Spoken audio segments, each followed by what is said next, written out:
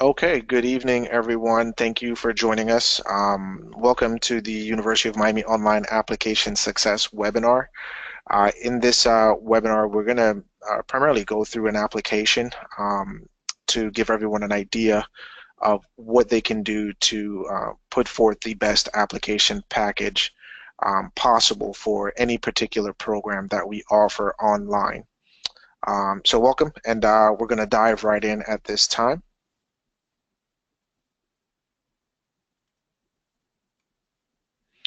So today, what will we be covering? We're going to go over information about the university, the schools and programs that are offered within each respective school, the application process, an overview of the application and the timeline in terms of what the application goes through, your personal statement, your resume. We're going to discuss your transcripts, scholarship opportunities for each respective program, and then at the end we'll offer an opportunity for questions and answers. Today I am your moderator. My name is Jonathan Burton. I am a senior enrollment advisor here at the University of Miami. As well as on the call today we have Chelsea Harris. She is an enrollment advisor and an expert at all things having to do with applications for you online. So Chelsea, you want to take a second to introduce yourself? Again, my name is Chelsea Harris, and I am one of the enrollment advisors here to help throughout the application process up until getting admitted to make sure that you are as prepared as possible for your start date. Thank you so much, Chelsea.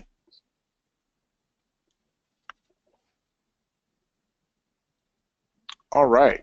So the first thing we want to discuss is the quality education without compromise theory of online learning. One of the key components of online learning is it allows you to advance your education or even your goals without compromising your schedule.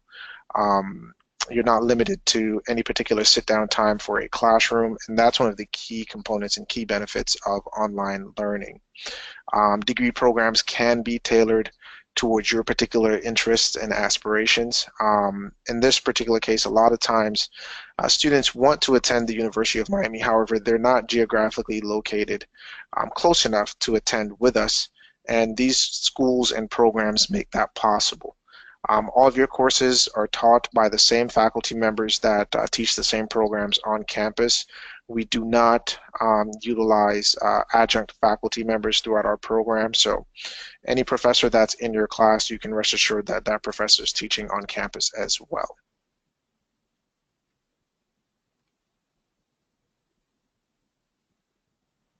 Now, Charles, you want to take a second to go through the schools and programs that are offered online?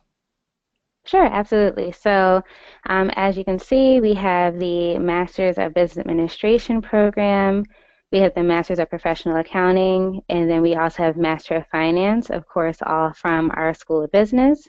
We have the Masters in Sport Administration from the School of Education.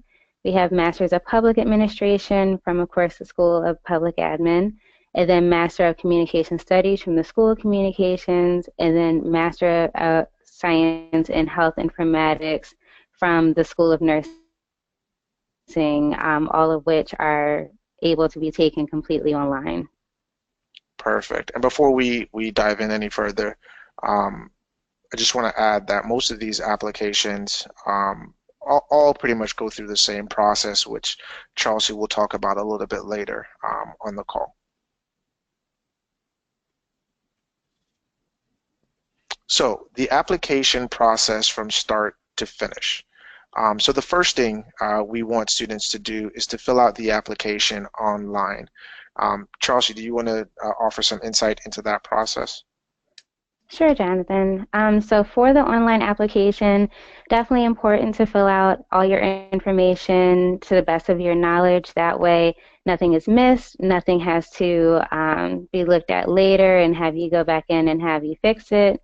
Also, we let students know that once you finish putting in your information, you can click the submit button on the application. Your enrollment advisor that you work with will actually submit your documents and your application for you once we have every single element.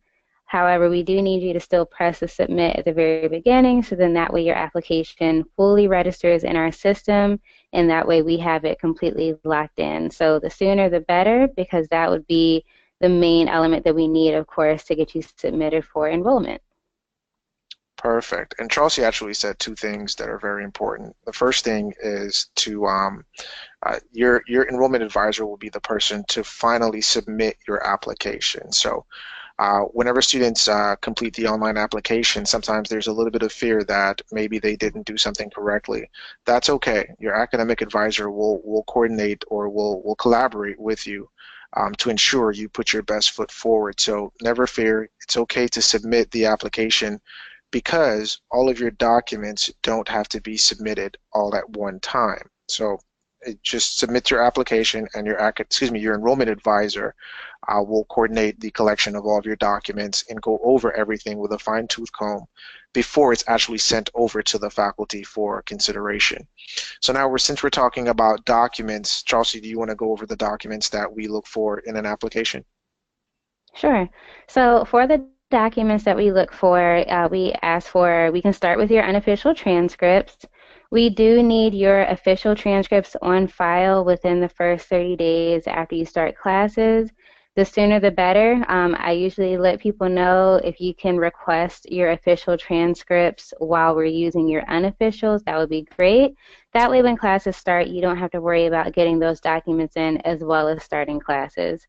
Also, if you have to submit a test score, again, the sooner the better. So if you are required to take a GMAT or a GRE, and if you're one of our international students, a TOEFL exam, then yes, we would want you to take those as soon as possible. Again, you are able to submit those test scores unofficial, but we do need the officials sent to the university as well.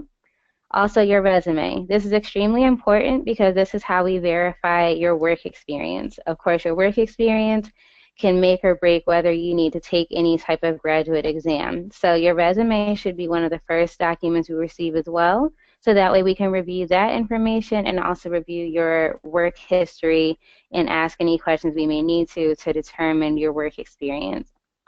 Your personal statement is another document that is very important. That is you putting yourself on paper and letting us know why you want to come to University of Miami. It is your way to tell us why this is an important program to you, what you want to get out of it, as well as your expectations of online learning. This is definitely a new experience for a lot of our students, so we like to hear about what your motivation is and how you plan to be successful in the online program of your choosing. Again, the language proficiency is another exam that would be required by some of our international students. Your enrollment advisor will work with you to see if you do qualify to have that waived or not. So that is something that you would have to work with your particular enrollment advisor with. And again, that's for if you were to have attended a school internationally where that might be the first thought that you might have to take that exam. And then last, for our international students who attended a university outside of the U.S., again, it would be the International Transcript Evaluation. We do not do these evaluations in-house. They do have to be sent to one of the three required evaluation services that we use. So again, information that can be and will be provided to you by your enrollment advisor. So then that way you know for sure what services are approved by University of Miami. All right, thank you so much, Chelsea. So Sure. just to recap, it's your transcripts, whether it's official or unofficial. Throughout your application process, you can use your unofficial transcript, and once admissions is offered, we will ask you to obtain the official transcript. Test scores, your resume, personal statement, and for international students, a language proficiency test such as a TOEFL, as well as the international transcript evaluation. Now, two things that Chelsea touched on, which I just want to piggyback on these two things because they're extremely important to us. The resume.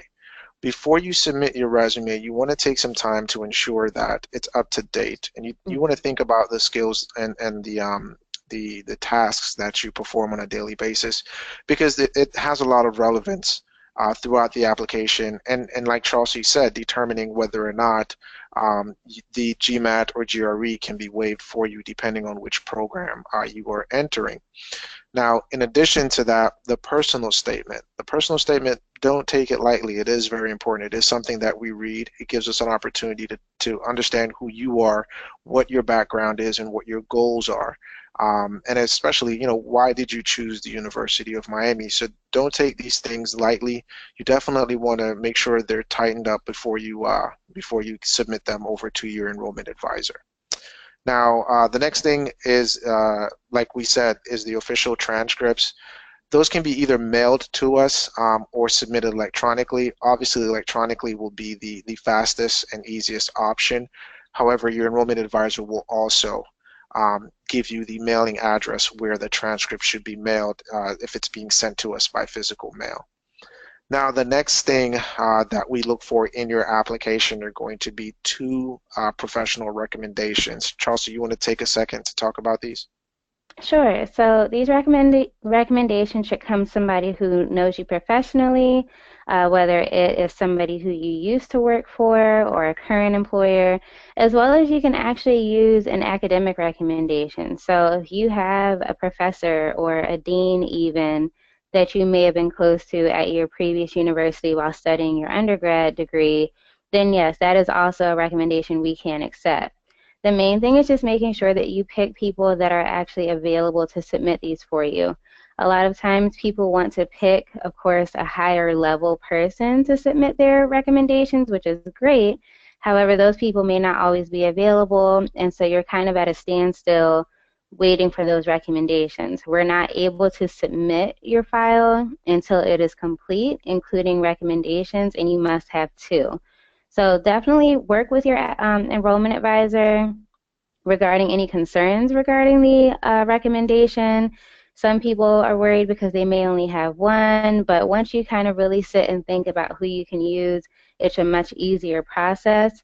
Also, once you decide on those recommenders, reach out to them first and let them know that you are using them in their information to receive a recommendation for a university, as well as let them know to take a look at their email the day that you put in their information. So then that way that email is fresh in their inbox and they can find it right away.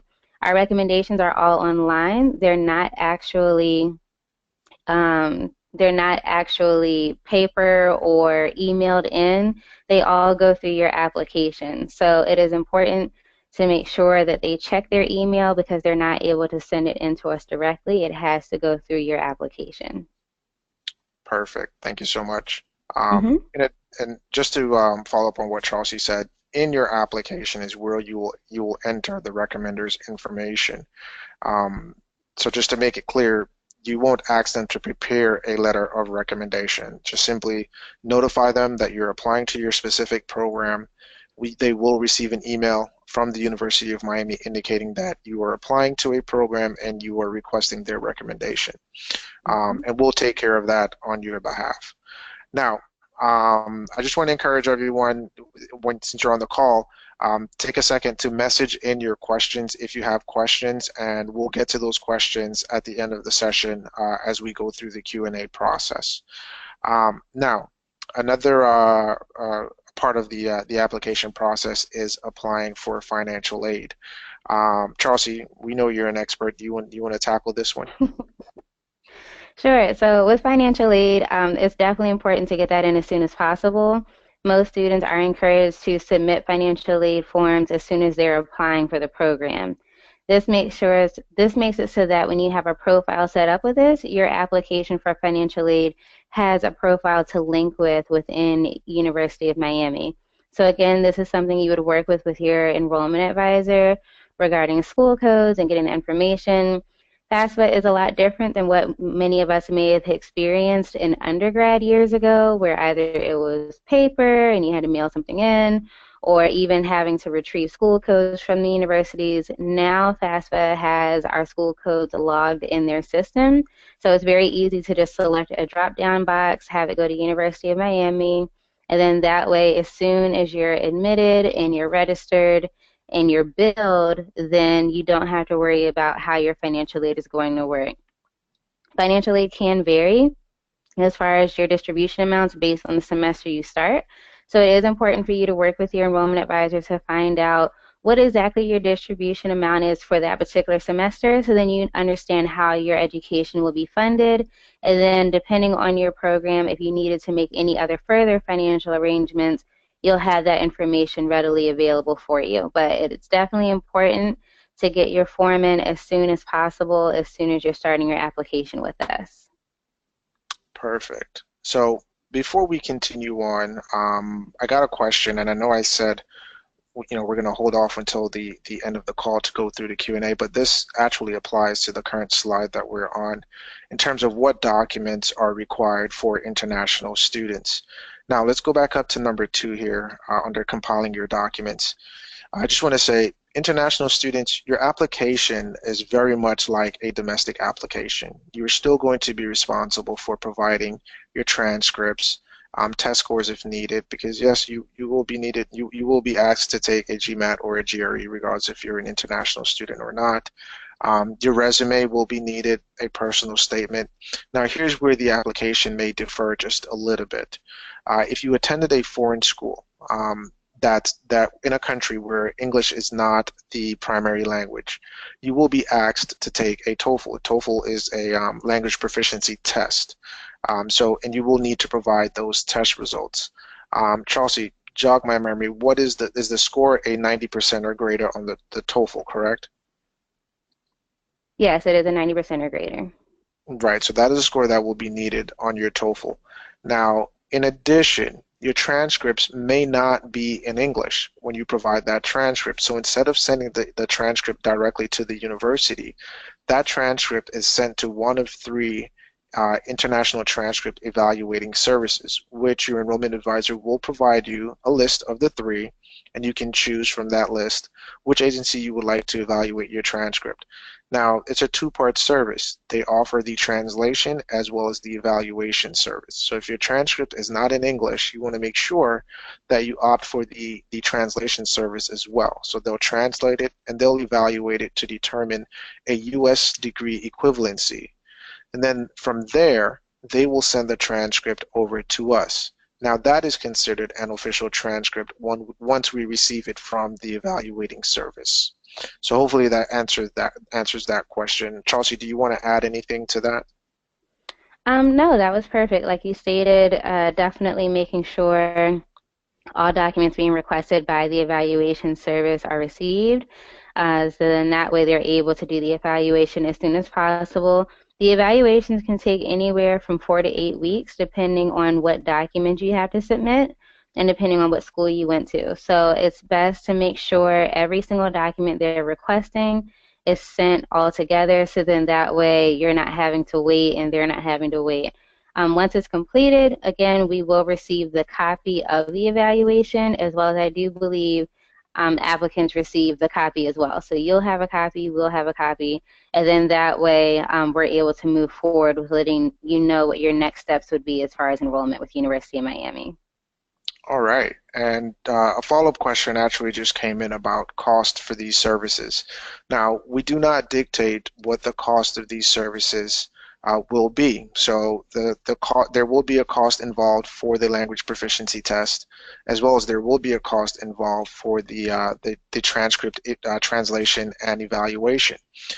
Now, while we cannot tell you what the cost will be for certain, just as around an estimate, the last time I did some market research for the TOEFL is in the ballpark of about $100 to complete the TOEFL exam. Now, in terms of the international translation and evaluation, again, these are just estimates based on research. There's a 2-part cost involved because you're requesting a translation as well as the evaluation. So if you're requesting both, it's in the neighborhood of around $250. Now, keep in mind, again, like I said, that's simply estimates based on our research here. However, once you contact your enrollment advisor, they will provide you the list as well as the contact information that you need to reach out to these agencies. And your initial inquiry, they will advise you of what the cost is. So rest assured, it's it's affordable. It's a reasonable cost for the service that they provide. Okay, and we're going to progress on through the slide. However, if more questions come in and we need to come back to it, we'll definitely do a round robin at the end of the presentation and get back to the question based on what's needed for your application. Timelines. So there are two timelines for our admissions process, and I'm going to let Chelsea go over this because we both deal with this on a daily basis, but she has a great deal of insight to offer. So Chelsea, you want to tell us a little bit about the timelines that we have for the application deadlines? Sure. So for the application deadlines, as it shows here, there is an early decision deadline. What that means is if you get everything in and admitted prior to July 10th, we waive the standard $300 enrollment deposit fee. So once you actually accept your offer and you become a student, then you're already in and you start the process of your orientation. Financial aid deadline would be August 7th. So students want to make sure, again, if you can submit your financial aid forms when you start your application, that's great. Otherwise, your deadline would be August 7th. Anything later than that, you do run the risk of not being awarded financial aid, which means that you would have to pay out of pocket for your semester and for your classes. Your deposit deadline. So this is in reference to if you were to actually miss the final deadline of, again, August 7th for your application. So you have 14 days to accept your offer overall, but then as far as your deposit, you have that same 14 days from the time of admission to pay the $300 enrollment deposit. The great thing is with the deposit, it does apply towards your tuition costs. So once that is paid, you will receive a credit towards your student account for the $300 that will pay towards, again, your tuition. So even if you're getting financial aid, that $300 will still remain as a credit onto your account. As far as your orientation, again, mandatory for all students who are admitted into our online programs. So once you are a student and you've accepted your offer, whether you have had to pay the deposit or you made it in for the early decision deadline, 4 weeks after your acceptance, then you are expected to have completed the online orientation. The orientation is comprised of 5 modules altogether, and this is what helps you to prepare for your next start date. So it's to introduce you to what your curriculum may look like, what is expected of you, discussions, assignments, things of that nature. So you do have that next task to finish. If for any reason you do not complete the online orientation and it is at the hands of you and not any type of technical difficulties or anything of that nature, then we would have to unfortunately rescind our offer and you would no longer be a student and would be withdrawn from your program. So it is something that's very important for you to complete and it's very beneficial. Students I have had in the past have all said that they were glad that they had to take that orientation because that got them back in the mindset of online learning and really just going back to school. We understand a lot of our students are at least a few years removed from their undergraduate learning. So, of course, getting back into the swing of things as well as now adjusting to an online program, if that's not what you experienced before, this is a good tool for you to have to really help you experience what your next amount of time in our program will look like. And then, of course, our next start date is September 4th. If you're looking for spring of 18, we do not have the date for the early decision deadline yet, but the final deadline will be December 11th, as well as the financial aid deadline. So again, same as for this fall, you want to make sure that you take that, or you don't take the full 14 days, but you make sure that you have 14 days to accept your offer, as well as then you have that 4 weeks after you accept your offer to complete that online orientation. All right. Thank you so much, Chelsea. Sure. Now, I just want to add to what Chelsea said about the early admissions deadline. Yes, it does allow us an opportunity to waive the enrollment deposit for you, but more important than that, it guarantees your seat in the program. We know for a fact with the early decision, we'll make room for you if you have applied by that timeline.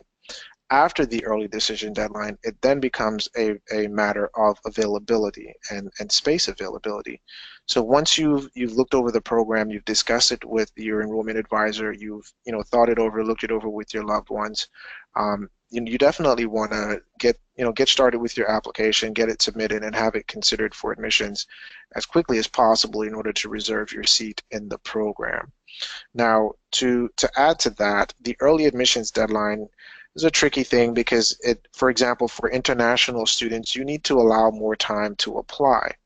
For example, if you submit an inquiry today and you want to make it in by the July 10th admissions deadline, it's possible, but it's going to be pretty difficult. And the reason I say that is to go back to something that Charles said earlier. It takes probably in the ballpark of 4 to 8 weeks for the transcript evaluation in addition to your TOEFL. Now, if you're pretty speedy and you can get these things done right away, take the TOEFL the next day, as well as have your documents sent over to the evaluating service as quickly as possible, then there's a chance you may make it, because I'm pretty sure they offer an expedited service as well. But again, there may be some additional cost about that. My recommendation for international students that are on the call, you definitely want to allow, I would say, in the ballpark of 8 weeks to have everything submitted, because first things first, you can certainly take care of your components such as your resume and your personal statement as well as your recommendations. However, you have to consider getting your transcript from the university to you, and then from you to the evaluating service, and then from the evaluating service to us. And that takes a little bit of time. Chelsea, would you change anything about what I just said, or that's pretty much in line with what you think as well? Oh no, that's definitely right in line. And I tell my students the same thing, especially my international students, that, with looking at the 4 to 8 week timeline, depending on the amount of evaluating that has to be done and what documents are submitted, it's possible that depending on where you are within the timeline of the admission process, it may be possible to have to look towards the following start date. So I make sure I bring that up. So then that way our students are more than aware of the expectations. And I believe a lot of times once you submit your documents, I have had students tell me before that they were able to get an estimate of a date of completion and mail out from different services. I believe it's WES, one of the approved ones we use. They do have expedited shipping. Of course, as Jonathan stated, it is at a cost, so that's just something else to keep in mind. But they do offer it to where they will expedite your documents to get to us sooner rather than later. Okay. And also, I believe the question is in the air. If you do not make the timeline for the fall, that's okay. You can complete your Mhm. application for the spring. The spring application is open at this time. And also, if you submit your application for the spring, however, it's submitted in the fall, that's okay. We will award you the early admissions opportunity for the spring. So that's okay as well. Mhm. So thank you so much, Charles. Yep. All right, personal statement. We went over it just a little bit. Here's what I normally tell my students in my consultation for admissions. I what I want to see in your personal statement is tell me, what you majored in your undergrad. Why did you Mhm. select that program? What interests you about it? And then once you graduated college, were you able to apply the skills you gained in your undergrad in your current profession? And even if you weren't able to, let's say for example, you majored in finance, but now you work in marketing. That's quite all right as well. I'm sure there are some skills that you can, some soft skills or any type of skills for that matter that you can leverage into your new role. Tell me about that, what you do professionally. And then last, tell us why you're interested in going back to graduate school, and why why you chose the University of Miami, and that's what we're looking for. Chelsea, how about you? How does the conversation go for you in your consultation with students? Yeah, it's very similar to what you were just saying. I personally like the personal statement aspect mainly because this is you putting yourself on paper. This is you letting us know who you are. We definitely build a rapport with our students as enrollment advisors, our academic advisors do, as well as our faculty. And a lot of times these do get read by the faculty. So, it's also a way of you showing your writing capability. So it's something that should be taken seriously because if there's a lot of grammatical errors or spelling errors or punctuation, or if you refer to the program in a different name, or if you call it Miami University instead of University of Miami, these are all things we catch and pay attention to. And so these are things that we ask our students to be cognizant of because at the end of the day, this is you putting your first foot forward within the application process. And although we cannot guide you through it because this is something that has to reflect you, we will come back and say, I need you to add a little bit more, or I need you to tell me more about yourself or about your career or why you want this program. So really take the time to commit to this. Treat it like you're applying for a job and they're asking, why should we hire you? So something to really keep in mind.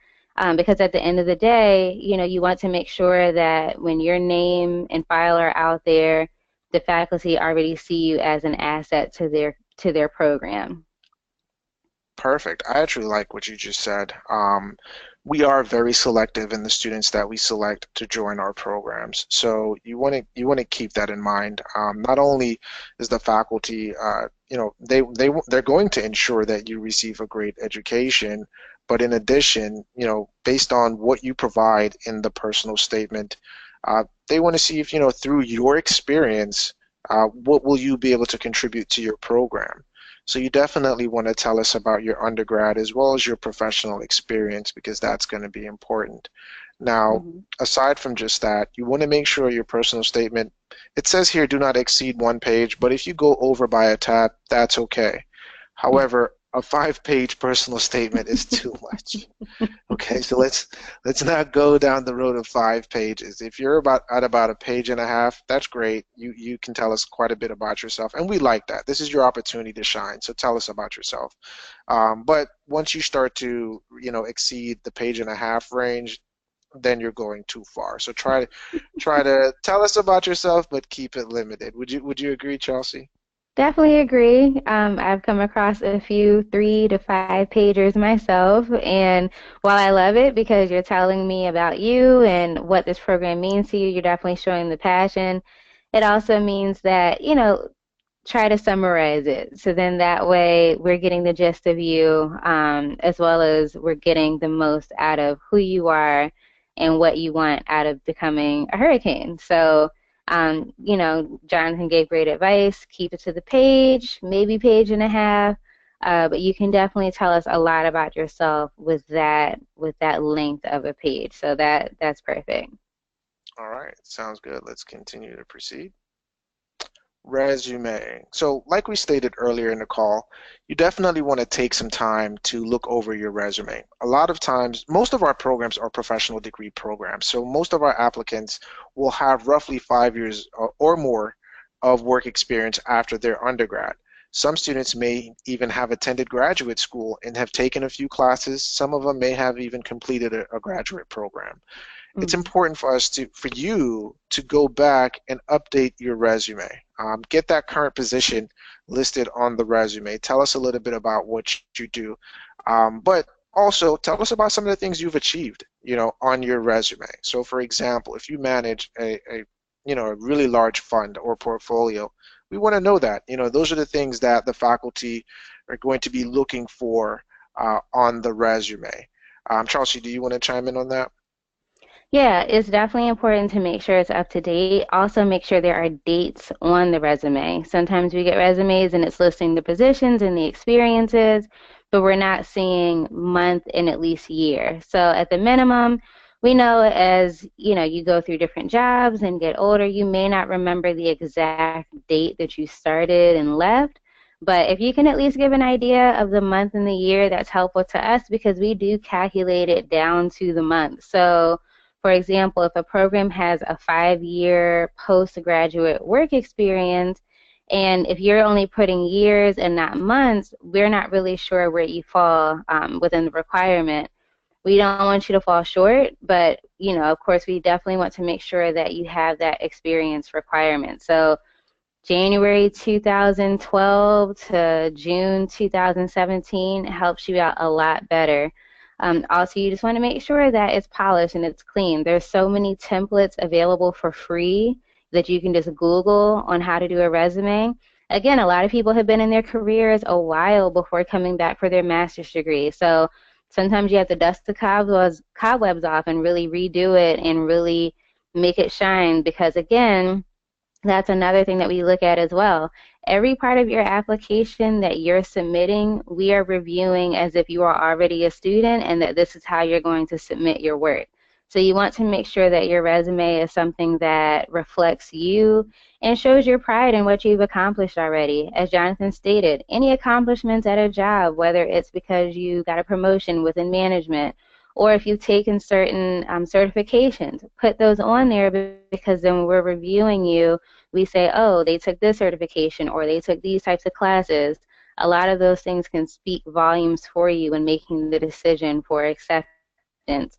Again, to build off of what Jonathan said too, it's a very selective process for all of these programs. These professors are looking for the cream of the crop for their students to become. So show that, show what you have done, show what you have experienced for your work experience, so then that way we can really see that information as well.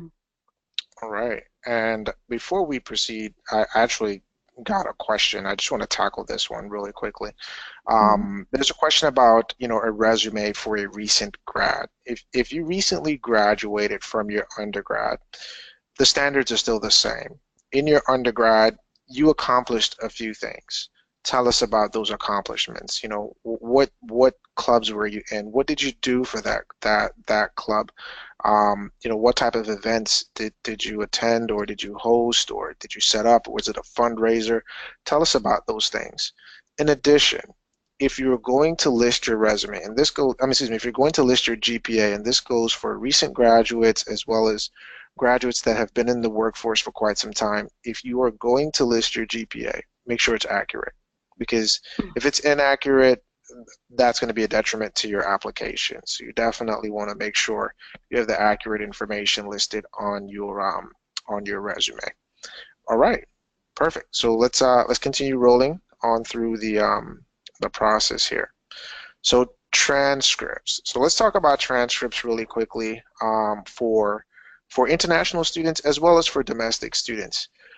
It says here, please list all post-secondary academic institutions that you've attended. So that means junior college, four-year college, as well as advanced degrees, whether it's a PhD, doctorate, legal degree, or even a master's degree. We want you to list those schools on your application. Now, a lot of times students say, hey, I attended junior college before I moved on to a four-year school, but my classes are listed on my graduating transcript. Is that sufficient? Chelsea, do you want to answer that question? Yes, so no, it is not sufficient because we need to see your conferral information as well as we need to see like your GPA from that previous institution and the grades. A lot of times, especially if you completed quantitative type of work and you're coming into a school of business program, we need to see that stats course. We need to see that math course. So although, yes, it may be listed and the hours are listed and the credits are listed on your four-year college transcript, we still need to see the breakdown from the original school you came from. So definitely very important to provide that information. And as it states, list all the schools, but then remember also that you are responsible to retrieve the transcripts for all of those schools as well. So every school listed needs a transcript and needs an official transcript to be submitted in order for us to be able to qualify you for the program. Perfect. And last thing here, you are encouraged, strongly encouraged, to include transcripts or even certificates for professional licenses that you may have obtained. For example, whether it's a project management certification, a real estate license. Those are the things that support your application. For example, if you are for example, in your profession, you are a realtor. You provide that license so we can take a look at it. And if you boast that you sold, $8 million in real estate, you've negotiated X amount of deals. These are things when you're applying to an MBA that we want to take a look at. These are things that are important to us. So you are strongly encouraged to include those things. All right. Uh, Let me go over one other thing really quickly. Transcripts for international students. All of the same things apply. If you attended more than one university and it's listed on the transcript, then you should include all of them, because once we see Mhm. that name on the transcript, we're going to ask you for that additional school as well.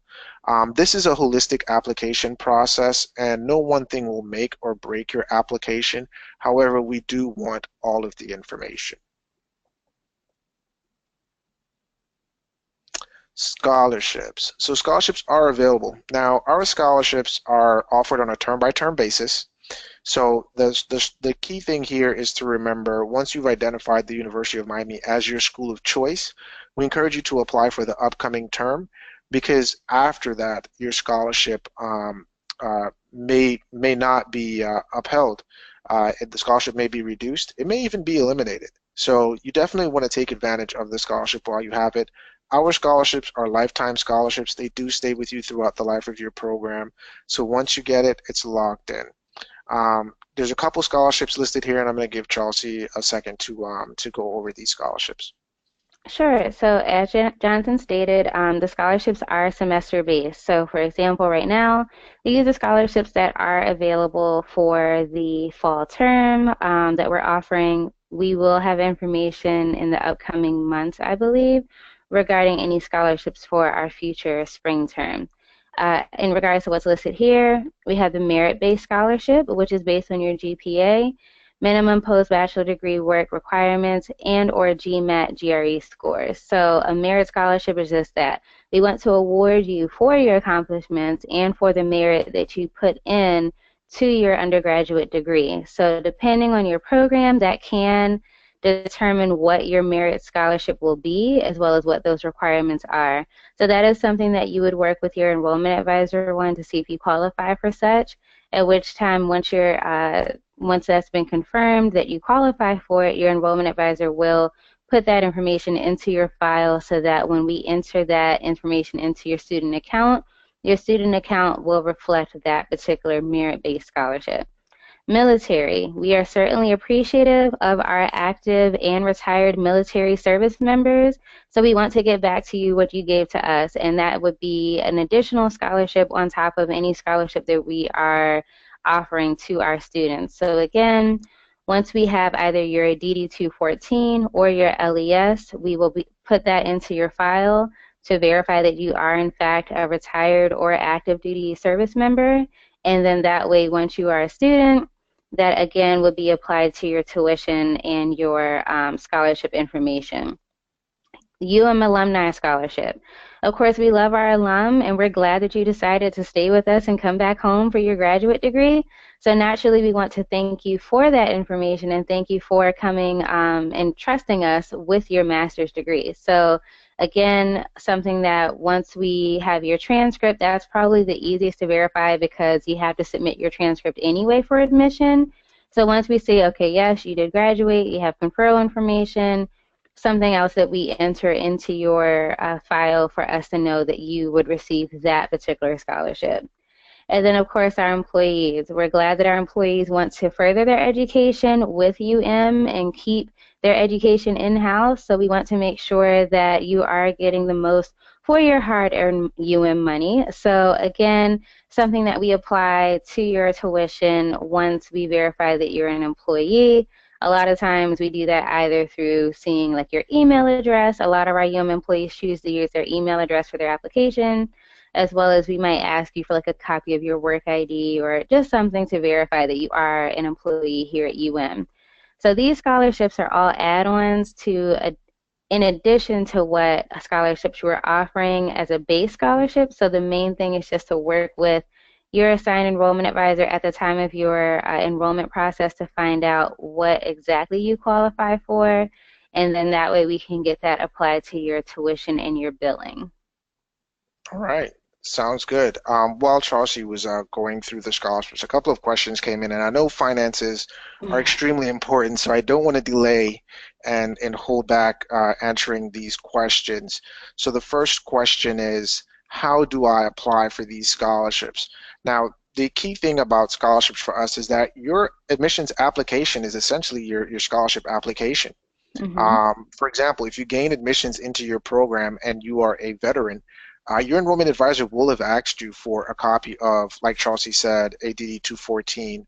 And if you're a current active service member, maybe an LES, in terms of the merit-based scholarship, we will collect this information, whether it be GMAT, GRE scores, transcripts, but the same documents that you provide in your application go to support your scholarship. So you don't have to provide any additional application for scholarships. So rest assured, once you complete your application for admissions, that is also your scholarship application. So that should put your mind at ease. Now, the next question that came up is, can I lose my scholarship? Yeah, there's a chance. Let me tell you how that works. Your scholarship, if you leave the program, there's a chance you could lose your scholarship. For example, students sometimes take time off. For us, if you take more than 3 terms off, at that point, you are then withdrawn from the program and you will have to reapply. Once you are withdrawn from the program, yes, you will have lost your scholarship, and then once you reapply, if there's a scholarship available, yes, you will receive that scholarship at that time. So I always tell students, once you're comfortable with your scholarship, you like the way it's working. If I were you, I'd stay in the program and continue on to ensure, just to ensure that you maintain eligibility for your scholarship. Other than leaving the program, there is no other way to lose your scholarship. The scholarship stays with you throughout the life of your program. So that goes over scholarships and answering those 2 questions. I know finances are absolutely important. So we will continue to progress on. I guess we're coming up to the Q&A session here really quickly. Before we get to the Q&A session, I just want to remind everyone, classes start on September the 4th. The early admissions deadline is July 10th. And the firm deadline is August 12th. Chelsea, am I sorry? Is that correct, Chelsea? August 12th? So August 7th would be the firm August 7th. deadline for the application, and then August 14th is the financial aid deadline. Okay. But definitely Hmm. keep in mind, guys, once you've identified your program, as well as you've discussed it with your loved ones, jump on that application right away. I would love to see everyone make the July 10th application deadline and take advantage of the tuition, excuse me, the enrollment deposit waiver. All right. So Q&A time. I know you guys have been sending these questions in, so let me just jump right to it. The first one is, what is the cost of the application? I'm going to let Chelsea take that one. So the cost is everybody's favorite cost. It's free. So there is no application cost. So a lot of our applicants like that because we understand that while we would love for UM to be your first choice, we understand that this is a major investment and you may be actually applying to other schools as well. So we cut down on one of those costs for you where you can still apply, you can still get information from us and go through the process and not have to pay a fee. Just keep in mind that as you go through the process, you kind of want to make sure this is what you want because once you're admitted, you only have that 14 days to really accept your offer. So although you really don't have anything financially to lose, you just definitely want to make sure that by the time you're concluding your application process, that this is in fact what you want to do. But there is no fee at all for applying. All right. Next question. How easy do you think the financial aid process is? So honestly, I believe it's as easy as you make it. The process itself has improved over the years. It's not as difficult. The main thing is making sure that any paperwork that's necessary you have readily available, whether that's tax forms. Be mindful of any changes you went through over that last tax season as well. So for example, I had a student that got married, and because of where he got married in the year, he was considered married for the entire year. So when he went to go do his FAFSA, although he had filed his taxes as being single, he came through to FAFSA as being married. So that actually caused not so much an issue for him, but a delay in his awarding. So you just want to be sure that you use all your resources to get that information in. If you have questions, reach out to your enrollment advisor, but also reach out to FAFSA because they're the ones who are the experts with that aspect and can really let you know right then and there what exactly you need to do and what documents you need to submit to them. So it can be a very seamless process as long as you have all of your paperwork readily available. And also make sure that you are aware of where you stand with financial aid from your undergrad degree. So if you're in default, that will hinder you from getting financial aid. So financial aid, the FAFSA website has resources where you can check your student loan debt and check to see what your balance is and how many loans you've taken out and where you stand as far as being in good standing or if you are considered in default. So those are things you definitely want to make sure that you check on as you're going through the process. All right, Chelsea, next question that came in. Are grants available for graduate students? So we don't offer any grants. We have the scholarships as we were discussing earlier. Any third-party grants that you do find, you are able to use. You just want to make sure that for one, the grant awarding is in line with our payment deadlines. We have some students that may have found grants, but they wouldn't receive the money until after their classes started. If you want to use a grant, that grant has to be in place by day one of classes to take care of your billing. Otherwise, you may want to wait until you're in the classes and then have it maybe go towards your next semester. But as far as grants from University of Miami, we don't have any in addition to what scholarships we're currently offering. So I just want to piggyback on that. I think the question was more so through the FAFSA. Keep in mind, guys, at the graduate level, students utilizing Title IV funding will only be eligible for federal unsubsidized student loans, as grants are not eligible for, excuse me, graduate students are not eligible for grants. And Chelsea, we're at the end. The last question that came in is, how long does it take for us to get an admissions decision? So the great thing is with our process, we don't wait until the deadlines to get you in. So as long as you've gotten all your documents into us, we'll get you submitted right away. We don't wait until a certain day of the week. We don't wait until, like I said, the deadlines. We literally go file by file and submit it based off of completion. So once you have put in your application and have gotten all of the required documents in, we send you right in. Once that's complete, normally a decision can be reached anywhere from 24 to 72 hours just based off of the program and based off of the type of admission, whether you might be conditional or maybe we had to review a few things. So that would be the standard, though, about 24 to 72 hours. All right, perfect. And it looks like that covers all of the questions. So before we jump off, I just want to take a second to thank Chelsea for coming in and giving us her expert knowledge about the application process here at U Online. I want to thank everyone for attending and taking some time out of their busy schedule. And hopefully we look forward to seeing your applications in the coming days. If you ever have any additional questions, always feel free to go to www.miami.edu/online and fill out that inquiry or even fill out an application, and an enrollment advisor will contact you as soon as possible. So thank you, everyone, and you guys have a great evening. Thank you, guys.